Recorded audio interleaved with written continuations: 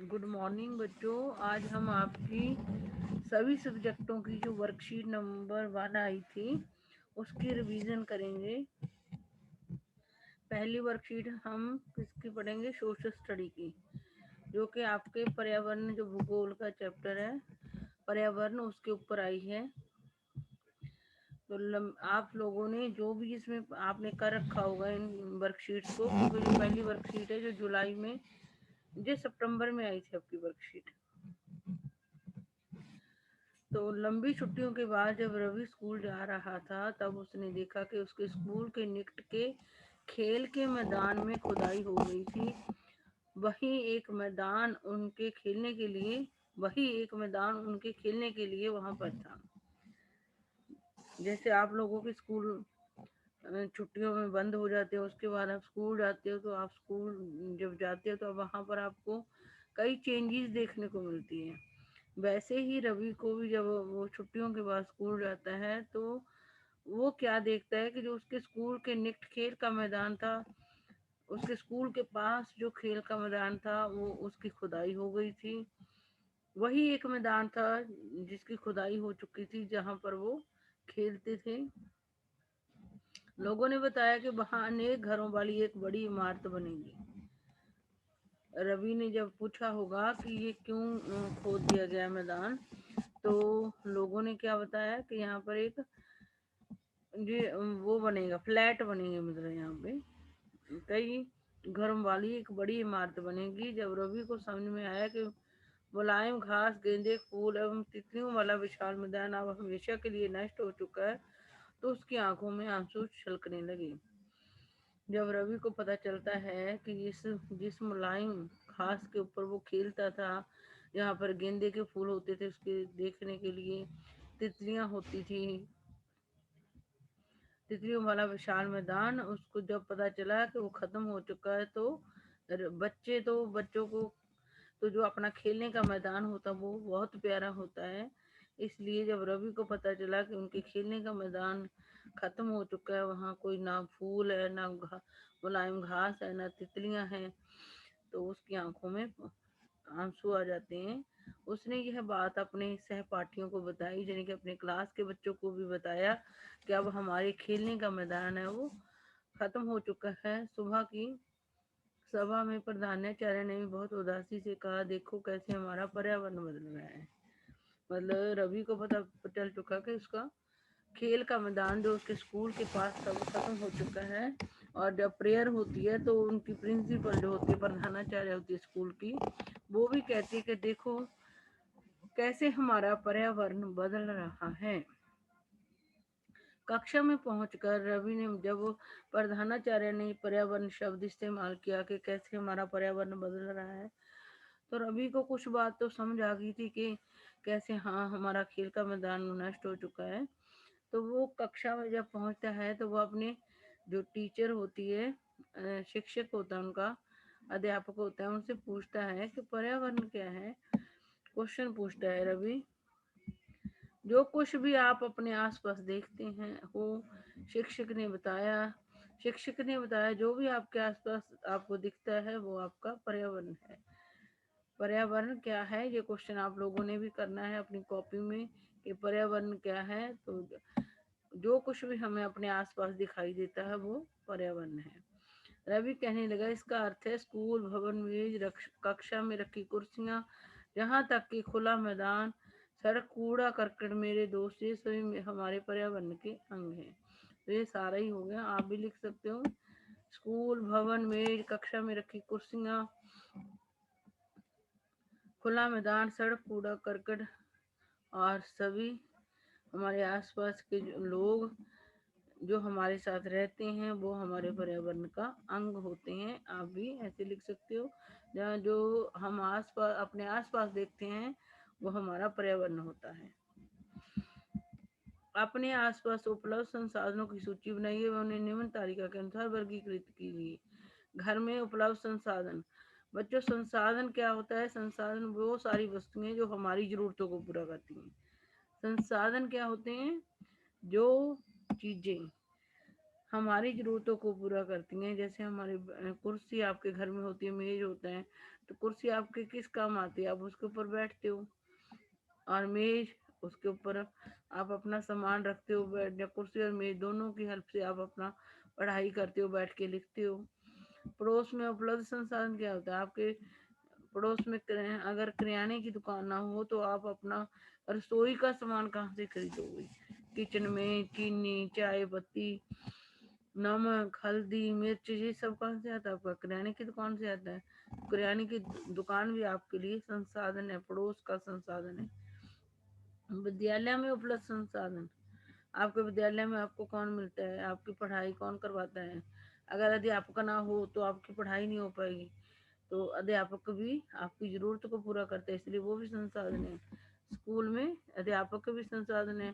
School में कुर्सी मेज भी आपके काम आते हैं। जो भी स्कूल में जो पानी पीने का नल होता है वो भी आपके काम आता है, पानी की प्यास बुझाता है आपकी। तो इस तरीके जो चीज़ें हमारी ज़रूरतों को पूरा करती है वो संसाधन होते हैं। घर में जो भी चीज़ आप इस्तेमाल करते हो वो सब संसाधन है।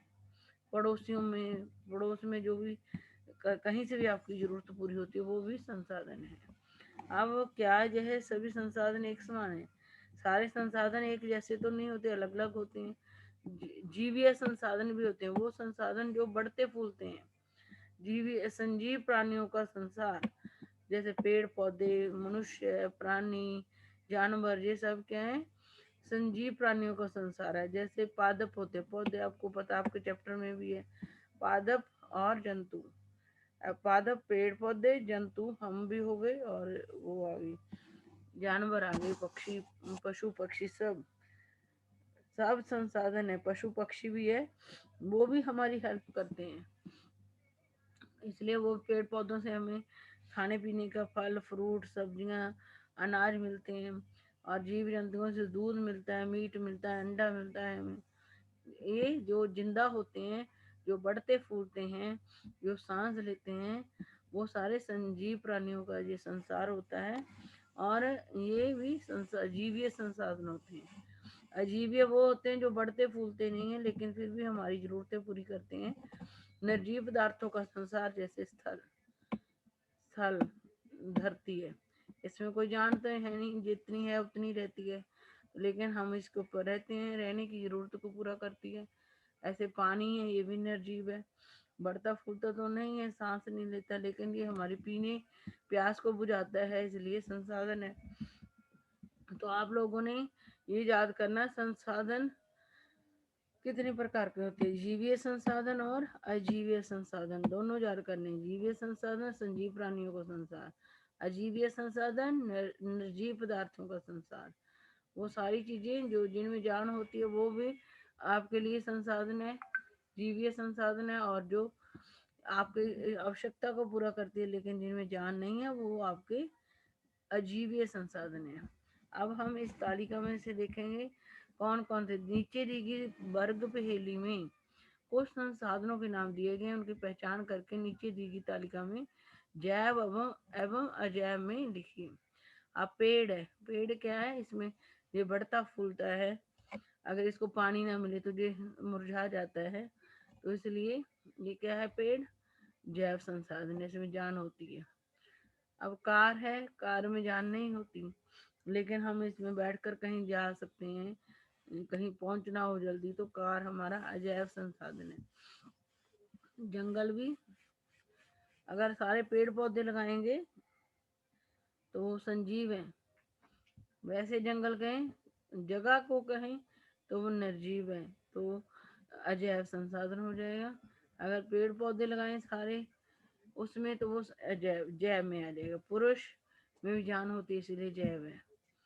लकड़ी, लेकिन अगर वृक्ष के साथ उग रही है तो वो संजीव है, जैव है। लेकिन अब लकड़ी जब कट जाती तो बढ़ती फूलती नहीं है, इसलिए लकड़ी अजैव में आएगी, इसमें जान नहीं होती।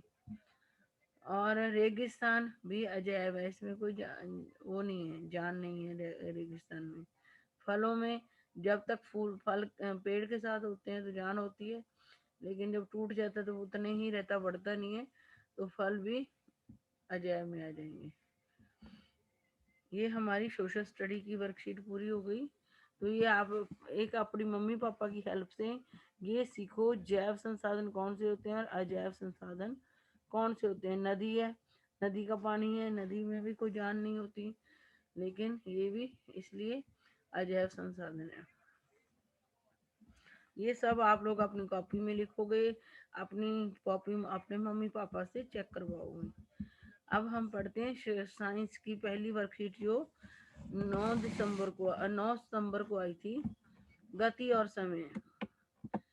कुछ वस्तुएं अपना स्थान नहीं बदलती हैं, वे स्थिर रहती हैं। आपने देखा कुछ वस्तुओं को जब तक का ना हम हिलाएं तो वो अपना स्थान नहीं बदलती हैं, वहीं रहती हैं, यहाँ रखी हो। जैसे आप पेन अपना कहीं रख दो तो वहीं पड़ा रहेगा, कुर्सी है वहीं रख दो तो वहीं पड़ी रहेगी, तो वो स्थिर रहती हैं। जैसे पेड़, मोबाइल, टीवी आदि। आपने देखा होगा पेड़ भी नहीं चलता, वहीं खड़ा रहता है, मोबाइल, टीवी आदि।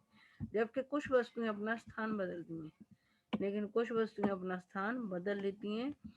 जैसे कार, बस, ये चलती हैं, जब चलाएंगे वो भी हमारी हेल्प से ही बदलती हैं, लेकिन चलती हैं। तो जो चलने वाली चीजें होती जाए, हम ही चलाते हैं उनको, लेकिन जैसे वो चेयर है, हम खुद उठा के लेके चले जाएंगे तो दूसरी जगह जाके रख देंगे, फिर वो स्थिर हो जाएगी, लेकिन वो खुद फिर नहीं चलती। लेकिन जैसे कार है, हम उसको चला रहे हैं तो वो तेज चलती है, आगे बढ़ती जाएगी। लेकिन इसलिए ये समझ लो कि जो हमारी ये गाड़ियां होती हैं, उन्हीं में उनमें उनकी गति देखी जाती है। पुरुष की जो हम मनुष्य हैं, हम चलते हैं, हमारी गति भी देखी जा सकती है। जो चल सकता है इंसान, उसकी गति देख सकते हैं हम लोग। तो इनकी इस अवस्था को गति कहते हैं। पहले तो आपने ये क्वेश्चन याद करना है कि कुछ वस्तुएं अपना स्थान बदलती हैं, जैसे बस, कार आदि। इनकी इस अवस्था को क्या कहते हैं? गति। जो वस्तुएं अपना स्थान बदलती हैं, उनकी स्थान बदलने की अवस्था को क्या कहते हैं? गति। ये पहला क्वेश्चन आपने याद करना है रिवीजन में। फिर आप कुछ वस्तुएं धीरे चलती हैं और कुछ वस्तुएं तेज चलती हैं। आपको पता कुछ वस्तुएं तेज चलती हैं और कुछ धीरे। तो अब हम देखते हैं, देखो गाड़ी जा रही है, स्कूटर जा रहा है, साइकिल चल रहा है। तो दिए गए चित्र में तुलना करके बताइए कौन सी वस्तु तेज चलती है। तो कार और साइकिल में तो कार ही तेज चलेगी, आप कार लिखोगे यहाँ पे।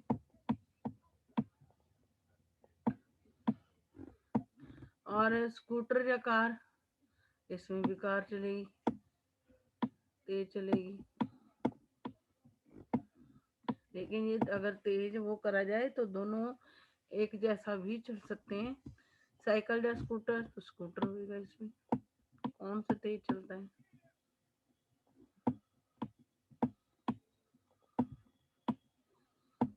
देख भी रहे हो, साइकिल से पहले स्कूटर जा रहा है, स्कूटर से पहले गाड़ी जा रही है। तो जो साइकिल और इसमें तो पता ही है, कार आगे है, साइकिल पीछे है, तो कार तेज चल रहा है। स्कूटर और कार में स्कूटर पीछे है, कार आगे है, इसलिए कार तेज चल रही है। साइकिल या स्कूटर में क्या देख रहे हैं, तो स्कूटर आगे, तो इसलिए स्कूटर तेज चल रहा है। अब बच्चे दौड़ लगा रहे हैं, ए बी सी उनको नाम दिए गए। जब दूसरे स्टेप में देखते हैं तो बी, जिस बच्चे का नाम दिया गया था वो आगे है। अब तीसरे स्टेप में देखते हैं कि ए जीत गया, ए आगे निकल गया, तो इसका मतलब ए की स्पीड ज्यादा है, ए की गति ज्यादा है। एक निश्चित समय में वस्तुओं द्वारा दूरी तय करना यह पता लगाने में मदद करता है कि वह वस्तु तेज चल रही है या धीरे। अगर एक निश्चित समय में वस्तुओं द्वारा तय, अगर हम निश्चित कर दें कि इतने समय में ये वस्तु चलेगी, उसके बाद हम देखें कि उसने कितनी दूरी तय कर ली, तो निश्चित समय में वस्तुओं द्वारा दूरी तय करना यह पता लगाने में मदद करता है कि वस्तु तेज चल रही है या धीरे। अगर हम देखें कि किसी वस्तु का समय दे दें कि वो आधा घंटा चले, और उसके बाद हम पता लगाएं कि वो तेज चली है, या पता लगा सकते हैं वो तेज चल रही थी या धीरे चल रही थी। जैसा कि ऊपर दिए गए 3 चित्रों में एक दौड़ दिखाई गई। बताइए ए, बी और सी में से कौन तेज दौड़ रहा है? पहले चित्र में कौन तेज, अभी तो शुरू भी नहीं करा, तो इनमें ए तो तेज दौड़ रहा है, क्योंकि ए जीता है तो ए ही तो तेज दौड़ रहा होगा। फिर जो वस्तु किसी दी दूरी को तय करने में सबसे कम समय लेती है, उसकी चाल सबसे अधिक होती है। अगर कोई वस्तु चल रही है, दूरी तय कर रही है, कई वस्तुएं एक साथ दूरी तय कर रही हैं, और जो वस्तु सबसे कम समय में पहुंच जाती है उसकी तेज होती है गति। आपने भी देखा, अगर आप दो फ्रेंड्स, आप बहन भाई हो, अपने घर से निकलते हो, अगर बहन जल्दी स्कूल पहुंच जाती है तो इसका मतलब उसकी गति तेज है। किसी वस्तु द्वारा इकाई समय में तय की दूरी को हम उस वस्तु की चाल कहते हैं। ये आपने चाल किसे कहते हैं, पहले तो गति किसे कहते हैं वो याद करना है, अब करना है चाल किसे कहते हैं। किसी वस्तु द्वारा इकाई समय में तय, मतलब जैसे आधे घंटे में तय की गई दूरी को उस वस्तु की चाल कहते हैं। किसी वस्तु द्वारा इकाई समय में तय की गई दूरी को हम उस वस्तु की चाल कहते हैं। अब चाल निकालने का फार्मूला क्या है, तय की गई कुल दूरी, कितनी उसने दूरी तय करी है, और लिया गया कुल समय, ये फॉर्मूला चाल निकालने का। तो ये भी आपने लिखना भी है, याद भी करना है।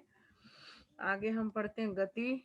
एक समान गति, असमान गति। जो चलने की गति, कई बार तो हम अगर जल्दी होते तो उतनी ही स्पीड पे चलते जाते हैं, कई बार हम बातें करते स्लो हो जाते हैं, कभी तेज हो जाते हैं। तो गति जो होती है हमारी, कई बार हम एक समान गति से चलते हैं और कई बार अलग अलग गतियों से चलते हैं। किसी सरल रेखा की दिशा में वस्तु का स्थिर चाल में गति। जब व्यक्ति एक समान चलता है, मतलब उतने ही टाइम में अपनी दूरी, एक सेकंड में एक समान दूरी तय करता है, तो वो एक सरल रेखा की दिशा में वस्तु की स्थिर चाल से गति। और जब असमान होते तो किसी सरल रेखा की दिशा में वस्तु की अस्थिर चाल से गति। उसी जगह पर एक सरल रेखा की दिशा में वस्तु की स्थिर चाल की गति, एक समान गति में किसी सरल रेखा की दिशा में वस्तु की अस्थिर चाल की गति। अब हम इसके क्वेश्चन करते हैं। खुशी और सोनी दो बहनें हैं, दोनों एक ही स्कूल में पढ़ने जाती हैं। खुशी और सोनी दो बहनें हैं, दोनों एक ही स्कूल में पढ़ने जाती हैं। खुशी 12 मिनट में स्कूल पहुंचती है, जबकि सोनी 15 मिनट में स्कूल पहुंचती है। खुशी 12 मिनट में स्कूल पहुंच जाती है, सोनी 15 मिनट में पहुंच जाती है। तो दोनों में से कौन तेज चलता है? इट मीन्स खुशी तेज चलती है। खुशी तेज चलती है, 12 मिनट में पहुंचेगी वो।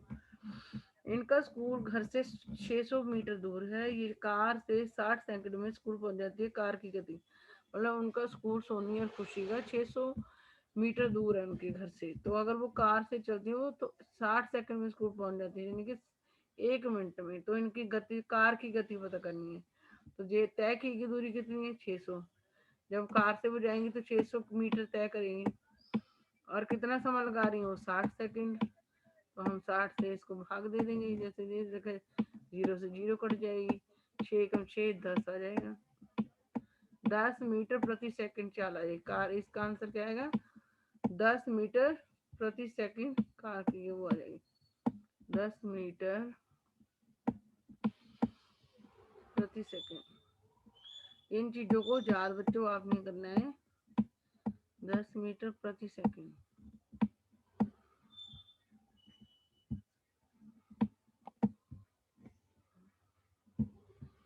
10 मीटर प्रति सेकंड।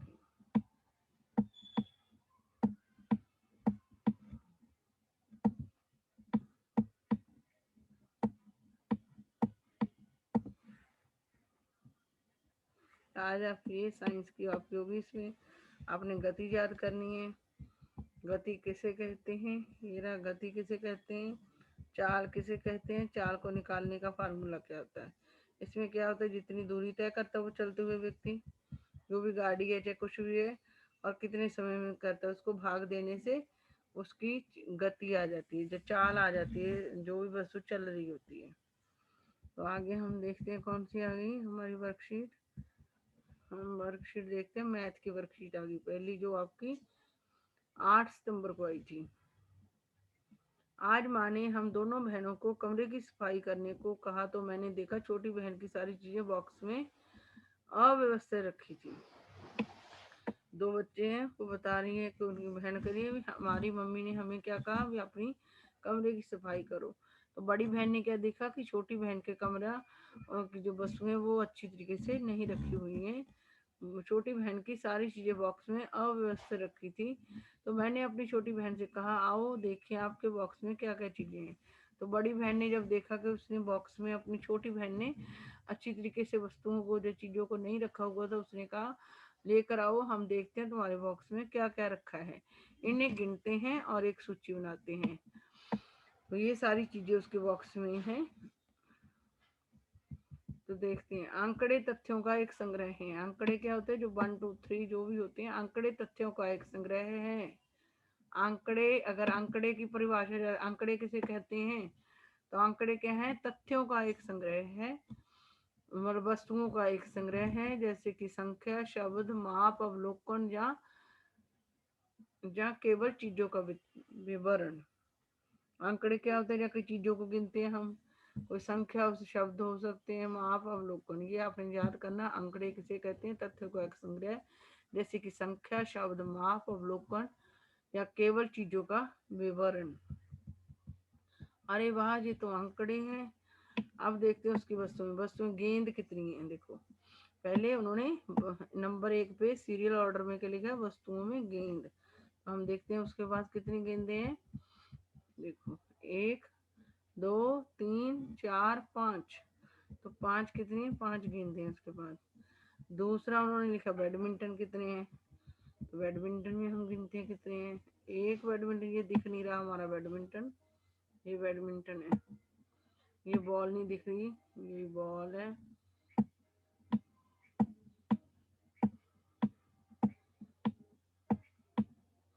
तो बैडमिंटन कितने? 1 2 3 4, 4 आए। देखो, खिलौना कितने? खिलौने इन्होंने 2 लिखे। देखते खिलौने, 1, ये रहा खिलौना 1 और 2। गमले कितने? देखते हैं गमले। देखो, 1 2 3 4, गमले कितने? 4 है। टोपी कितनी है? वो भी देखते हैं हम। टोपी भी 2 है, 1 2। टोपी कितनी है? 2। टोपी 3 है, सॉरी। देखते हैं कितने? 1 2। ये जो दिख नहीं रही, यहाँ पे भी एक टोपी हो गई।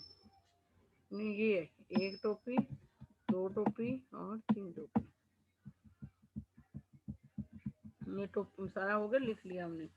उन्होंने अपने बॉक्स में, बड़ी बहन ने छोटी बहन के बॉक्स में देख लिया क्या क्या। 5 गेंदे, 4 बैडमिंटन रैकेट, 2 खिलौने हैं, 4 गमले और 3 टोपी हैं। आइए अभ्यास करें। आप इन्हें बढ़ते क्रम में लिखिए। बढ़ते क्रम होता है छोटे से ऊपर तक, तो ऐसे लिख सकते हैं। ये वाला लिख दोगे, टोपी पहले लिख लोगे, फिर गमले, खिलौना, बैडमिंटन उल्टा करके लिख दोगे। बढ़ते क्रम में क्या लिखोगे? पहले टोपी लिख दोगे। टोपी कितनी है? पहले छोटे, बढ़ते क्रम में पहले छोटा लिखते हैं 3। गमले कितने हैं? नहीं, हाँ, टोपी हो गया, फिर खिलौना लिखेंगे, क्यों? खिलौने के बढ़ते क्रम में लिखना है। पहले खिलौना लिखा जाएगा, सॉरी, खिलौने कम है। खिलौने,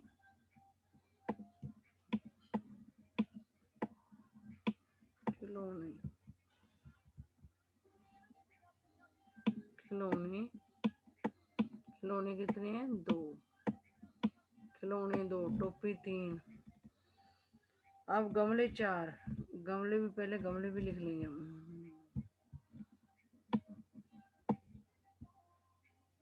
गमले भी 4 है, बैडमिंटन भी ना, दोनों इकट्ठे भी लिख सकते हैं।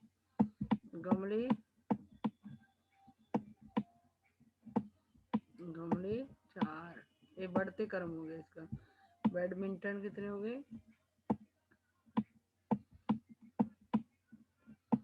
बैडमिंटन, बैडमिंटन कितने हो गए? ये भी 4 हो गए। और गेंद कितनी हुई? 5। ये बढ़ता क्रम हो गया इनका। पहले सब बढ़ते क्रम वाला, छोटे से बड़े की तरफ। गेंद, 2 खिलौने, 2 टोपी, बढ़ता ना, 2 3 5, बढ़ता जा रहा है। 2 से बढ़ गया 3, 3 से बढ़ के 4, 4 5, ये बढ़ता क्रम हो गया। ऐसे हम इसका, आप इन्हें बढ़ते क्रम में लिखे। पहले छोटी चीज, कम चीजें, फिर उससे ज्यादा, फिर उससे ज्यादा, फिर उससे ज्यादा। अगला क्वेश्चन करते हैं हम, इसको मिटा देते हैं।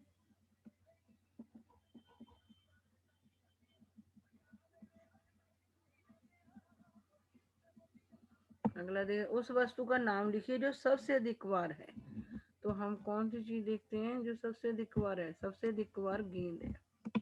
उस वस्तु का नाम लिखिए जो सबसे अधिक बार है, गेंद। आंसर क्या आ जाएगा? गेंद। उस वस्तु का नाम लिखिए जो सबसे कम बार है, 2 बार, खिलौना। उसका आंसर क्या आ जाएगा? खिलौना। खिलौना हम लिख दे देते हैं, खिलौना। अच्छी तरीके से आप लोगों ने ये काम करना, कॉपी में रिवीजन करनी है, इसी में से पेपर आएगा आपका। अब आ गई आपकी इंग्लिश की, हमारी मैथ की वर्कशीट हो गई। अब मैथ की आप लोगों को समझ आ गई होगी कि कैसे बढ़ते क्रम में लिखना है। छोटे पहले कम चीजें, फिर उससे ज्यादा, फिर उससे ज्यादा, फिर उससे ज्यादा, फिर कम वस्तुएं कौन सी, सबसे ज्यादा वस्तुएं वो जो है उनका नाम लिखना है, गेंद है सबसे ज्यादा है। और कम वस्तुएं कौन सी हैं? सबसे कम खिलौने हैं। अब हम पढ़ेंगे इंग्लिश की वर्कशीट जो आपकी 7 सितंबर को आई थी। तो पहले देखते हैं, write the things you see in this picture. Write the things you see in this picture, मतलब इस पिक्चर में जो चीजें आपको दिखाई देती है। पहले तो ये आपकी इंग्लिश की पोइम द स्क्वायरल में से आई है। द पोइम है आपकी पहली जो आपकी बुक में द स्क्वायरल में से आई है। तो जो चीजें हम देख रहे हैं उनके उन चीजों लिखना है हमें। तो आई सी या क्या देखे, ये स्क्वायरल होती है, गिलहरी। तो इस पे लगा दोगे आप, इसको भर दोगे स्क्वायरल। इट हैज आ, क्या खा रही है? केला तो है नहीं, बनाना तो नहीं है, तो इट मीन्स नट होगा कोई, जैसे मूंगफली का दाना, या कोई नट रहते हैं जो ये होते हैं, हम खाते हैं, मूंगफली, काजू बादाम, कुछ भी। In its hand, it has a nut in its hand. अब आपको ये पोइम है जो वो करनी है, 3 बार बोलनी है, और इसको हमने कलर करते जाना उसको। He wore a question mark for tail, मतलब उसका देखो, ये हम हमारी उसमें जो क्वेश्चन मार्क लिखा होता है क्वेश्चनों के पीछे, वैसी दिख रही है ना उसकी जो पूंछ है। तो he wore a question mark for tail, हम इसको कलर कर देंगे थोड़ा सा ऐसे करके स्टार को, जितने बार पढ़ेंगे। तो एक बार पढ़ देते हैं, पहले पूरी पढ़ के कलर करेंगे। He wore a question mark for tail an overcoat of grey, he sat up straight to eat a nut, he liked to tease and play, and if we ran around his tree he went the other way। इसको आप ऐसे करके कर दोगे पूरा, फिर एक बार और पढ़ोगे, फिर अगला स्टार कर दोगे पूरा कलर। तो एक बार और पढ़ोगे। He wore a question mark for tail, an overcoat of grey. He sat up straight to eat a nut. He liked to tease and play, and if we ran around his tree, he went the other way। इसको एक बार फिर कर दो आप colour.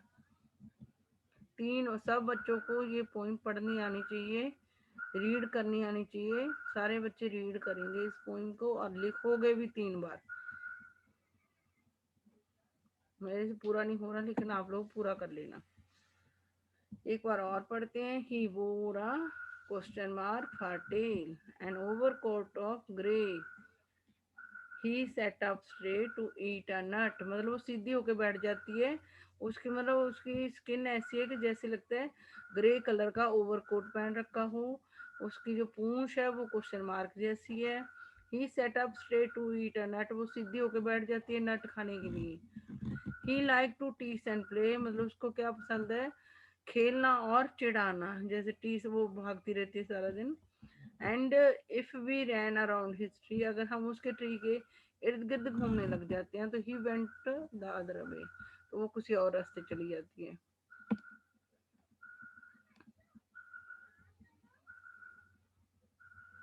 हमने 3 बार कर लिया और तीनों स्टार हमने कलर कर देनी है। आप पूरा कलर कर देना, मेरे से नहीं हो पा रहा तो आपके हाथ में कॉपी होगी, मैं तो ये कंप्यूटर पे कर रही हूँ। तो आगे बढ़ते हैं हम। आफ्टर रीडिंग, इसको लिखा किसने पोइम को? द माइल्ड रेड बाउर्स आर्मस्ट्रॉन्ग, इसके राइटर का माइल्ड रेड बोयर्स आर्मस्ट्रॉन्ग उनका नाम है, जो याद कर लेना। राइटर का नाम भी आप लोगों को पता होना चाहिए, वाइल्ड रेड बोअर्स आर्मस्ट्रॉन्ग उनका नाम है।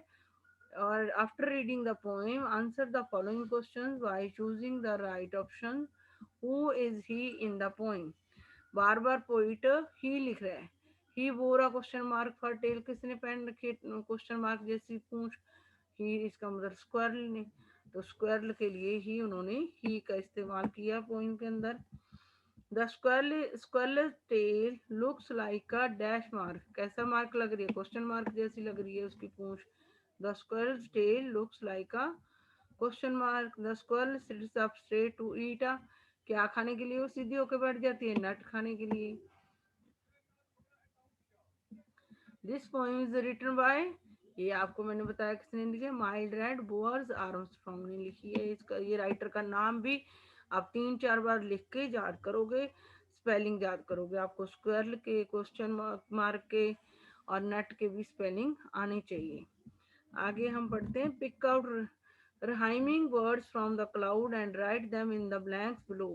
तो आप ग्रे का क्या हो गया? Grey way. Tail nail, tail का क्या आ जाएगा? नील।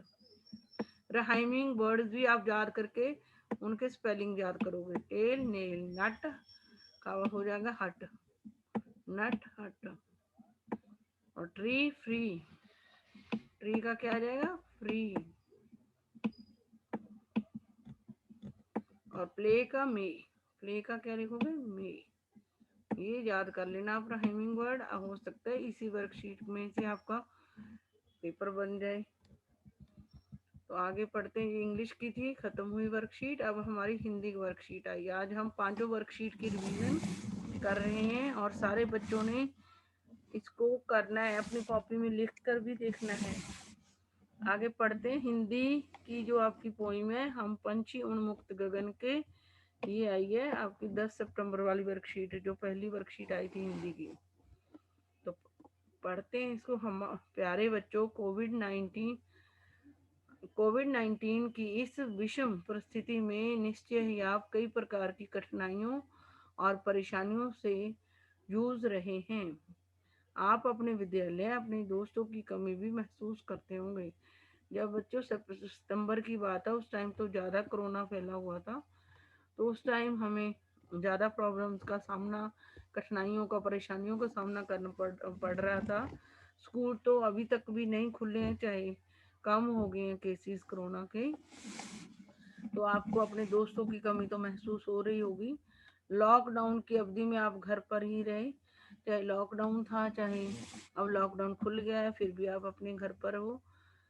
कैदी से बंधन में आप कैसा महसूस करते होंगे? जो आप अपने घर में बंधे हुए थे लॉकडाउन में, तो आप कैसा महसूस कर रहे थे? हम पंछी उन्मुक्त गगन की कविता के माध्यम से हम इस अनुभव को जानने का प्रयत्न करेंगे। और जब हमें लॉकडाउन में घर के अंदर रहना पड़ा था तो कितना मुश्किल लग रहा था। अब भी हम घर पे ही हैं, स्कूल नहीं जा पा रहे, थोड़ा बहुत बाहर मार्केट वगैरह चले जाते हैं, लेकिन स्कूल में जाकर तो हम दोस्तों से मिलते थे, तो हमें अच्छा लगता था। तो लॉकडाउन में तो हम बाहर भी नहीं जा सकते थे, मार्केट बाजार वगैरह भी नहीं जा सकते थे। तो जब हमें अंदर रहना पड़ा था तो हमें कैसा महसूस हो रहा था। और इस पोएम में एक पक्षी है जो कि पिंजरे में नहीं रहना चाहता, उसकी दास्तान बताई गई है, कहानी बताई गई है।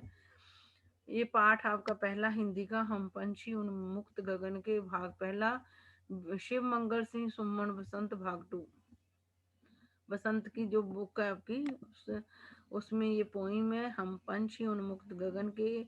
और इनको लिखा किसने इस पोइम को? शिव मंगल सिंह सुमन ने। इस कविता को लिखा किसने? शिव मंगल सिंह सुमन ने। हम पंछी उन्मुक्त गगन के पिंजर बंद न गा पाएंगे, कनक तीलियों से टकराकर पुलकित पंख टूट जाएंगे। पक्षी क्या कहता है? हम जो खुला आसमान है उसके पक्षी हैं, और हम पिंजरे में बंद होकर जो गाना गाते हैं, वो उन्मुक्त गगन में जो गाना गाते हैं, वो गाना नहीं गा पाएंगे। कनक तीलियों से टकरा कर, मतलब वो कह रहे जो पिंजरे की तीलियां हैं उनसे टकरा कर हमारे पंख टूट जाएंगे। हम बहता जल पीने वाले मर जाएंगे। कह रहे अगर हमें पिंजरे में बंद कर दिया, हम तो जो नदियों का जल बहता है वो पीते हैं, भूखे प्यासे कहीं भली है, कटुक निवोरी कनक कटोरी की मैं दासी। कह रहे वो पक्षी कहता है जो पिंजरे में रहकर हमें कटोरी में मैदा मिलता है, कह रहे हम भूखे प्यासे रह लेंगे लेकिन हमें पिंजरे में बंद नहीं रहना है। हम खुले आसमान में उड़ते हुए गाना गाना चाहते हैं, पिंजरे में रहकर हम वो गाना भी नहीं गा पाएंगे, हमारे पिंजरे में बंद होकर पंख टूट जाएंगे।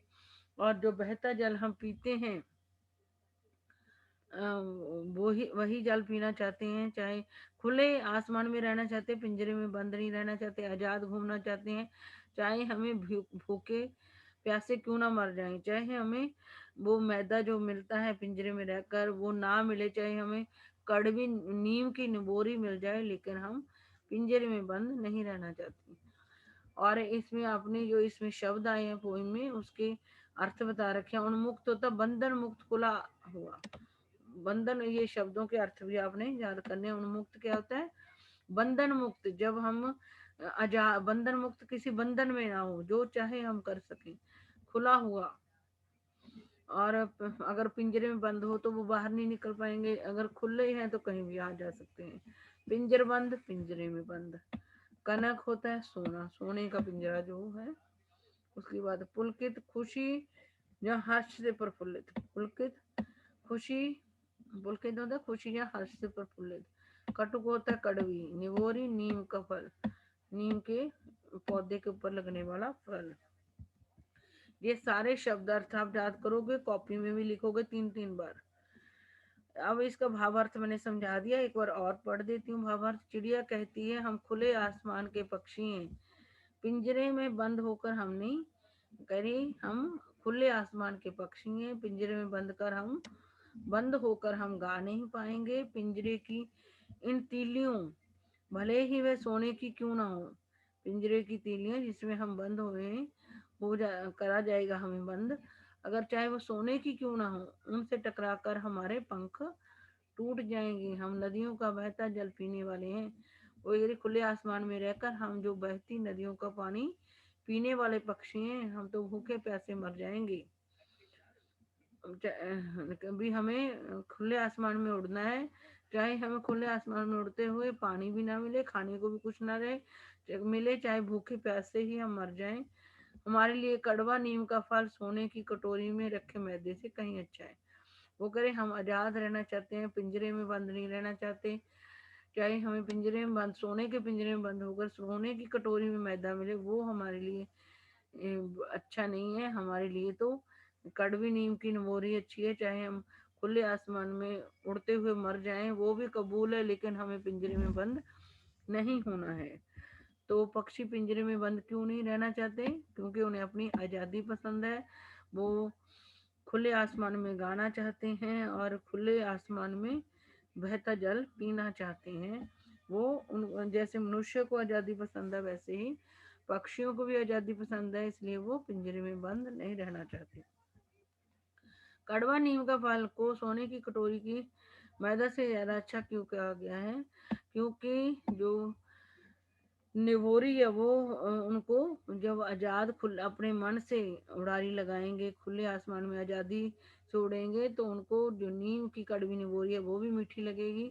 लेकिन अगर पिंजरे में बंद करके उन्हें सोने की कटोरी में मैदा भी दिया जाएगा तो वो भी अच्छा उन्हें नहीं लगेगा। आजाद खुले आसमान में उड़ने पर उनको नीम की निवोरी भी मीठी लगेगी, लेकिन जब वो पिंजरे में बंद होंगे तो उनको सोने की कटोरी में पड़ा मैदा भी अच्छा नहीं लगेगा। क्या आपको लगता है कि पक्षी मनुष्य की तरह भावों को महसूस करते हैं? हाँ, आपने देखा है कि चिड़िया क्या कह रही है कि हम खुले आसमान में उड़ने वाले और बहता जल पीने वाले पक्षी हैं, और हम खुले आसमान में ही गाएंगे, पिंजरे में हम गा नहीं पाएंगे। तो जो पक्षी हैं वो भी मनुष्य की तरह, इस तरह हम कह सकते हैं पक्षी भी मनुष्य की तरह भाव को महसूस करते हैं, वो भी आजाद उड़ना चाहते हैं, वो भी मनुष्य की तरह कहीं बंद होकर, कैद में बंद होकर रहना नहीं चाहते।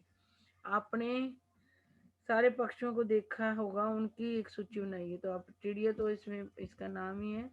चिड़िया, कबूतर, तोता, कौवा, कुछ भी और दो चार और पक्षियों के नाम लिख लो आप कॉपी में। अगर और पक्षियों के भी नाम लिख सकते हैं तो वो अपनी कॉपी में 10, अगर 10 पक्षियों को लिख सको तो 10 पक्षियों के नाम लिखना, लेकिन मैंने 4 आपको लिख दिए। कौन सा पक्षी आपको सबसे अच्छा लगता है उसके बारे में अधिक से अधिक जानकारी एकत्रित करके लिखिए। तोता मुझे बहुत अच्छा लगता है क्योंकि यह मनुष्य को समझ पाता है और बोल भी लेता है। मैंने 3 वाक्य लिख दिए, लेकिन आप 2-3 वाक्य और लिख लेना।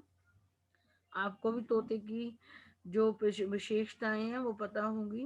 पहले लिख सकते हो कि तोता कैसा दिखता है, उसका रंग कैसा होता है, उसकी चोंच कैसी होती है, और क्या विशेषता है उसकी, वो भी लिख सकते हैं। तोता मनुष्य की बात को समझ लेता है, बोल भी पाता है, इसलिए हमें तोता रखना पसंद है, या तोता पक्षी अच्छा लगता है। तो मैंने बच्चों आपकी जो पहली वर्कशीट आई थी सितंबर में सारे सब्जेक्टों की वो करवा दी है। तो आप लोग भी जो मैंने इसमें कहा करने को, लिखने को, वो सब लिख के देखोगे, रिवीजन हो जाएगी, यही चीजें पेपर में भी आएंगी आपकी। तो बच्चों अगर आपको मेरी वीडियो अच्छी लगी हो तो लाइक और सब्सक्राइब करना मत भूलना। बाय बाय बच्चों।